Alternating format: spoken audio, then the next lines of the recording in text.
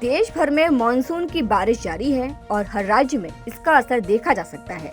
महाराष्ट्र जैसे राज्यों में किसानों को भारी बारिश से काफी नुकसान हुआ है और उन्हें अब फसलों की दोबारा बुआई करनी होगी। वहीं बारिश के पूर्व अनुमान के आधार पर पूसा की तरफ से दलहन, सब्जी और बाकी फसलों की खेती करने वाले किसानों के लिए एडवाइजरी जारी की गई है।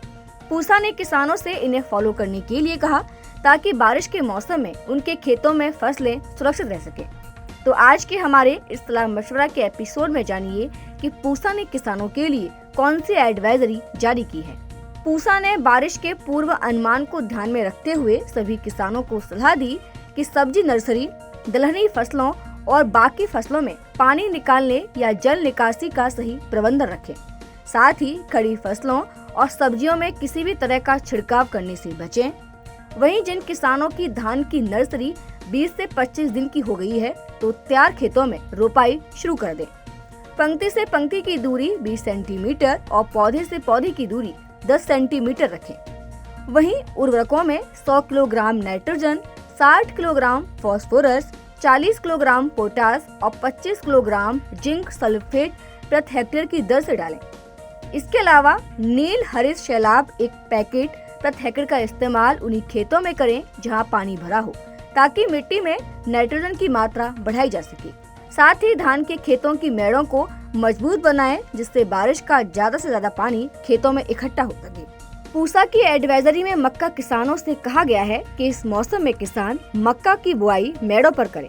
हाइब्रिड किस्म AH 421 और AH 58 और उन्नत किस्में पूसा कंपोजिट 3, पूसा कंपोजिट 4 बीज किसी प्रमाणित स्रोत से ही खरीदें। बीज की मात्रा 20 किलोग्राम प्रति हेक्टेयर रखें।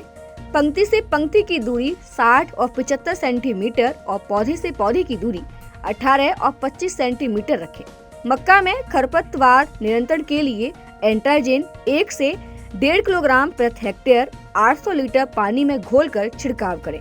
साथ ही जल निकासी का सही प्रबंधन रखें। पूसा के अनुसार यह समय मिर्च, बैंगन और फूल गोभी की नर्सरी बनाने के लिए उपयुक्त है। किसान पौधशाला में कीटों को रोकने में सक्षम नाइलोन की जाली का इस्तेमाल करें, ताकि रोग फैलाने वाले कीटों से फसल को बचा सके। पौधशाला को तेज धूप से बचाने के लिए छायादार नेट 6.5 फीट की ऊंचाई पर ढक सकते हैं। बीजों को कैप्टान 250 ग्राम बीज के उपचार के बाद पौधशाला में बुआई करें। साथ ही जल निकास का सही प्रबंधन रखें। वहीं जिन किसानों की मिर्च, बैंगन और फूल गोभी की नर्सरी तैयार है, वो मौसम को ध्यान में रखते हुए रोपाई की तैयारी करें। कद्दू वर्गीय सब्जियों की वर्षाकालीन फसल की बुआई करें। साथ ही लौकी की उन्नत किस्में पूसा नवीन, पूसा समृद्धि, करेला की पूसा विशेष, पूसा 2 मौसमी, सीताफल की पूसा विश्वास, पूसा विकास, तुरई की पूसा चिकनी धारीदार, तुरई की पूसा नसदार और खीरा की पूसा उदय, पूसा बरखा जैसी किस्मों की बुआई मेड़ों पर करें और बेलों को मचान पर चढ़ाएं। साथ ही जल निकास का उचित प्रबंधन रखें। मिर्च के खेतों में विषाणु रोगों से ग्रसित पौधों को उखाड़कर जमीन में गाड़ दें। उसके बाद इमिडाक्लोप्रिड 3 मिलीलीटर दर से छिड़काव साफ मौसम में करें।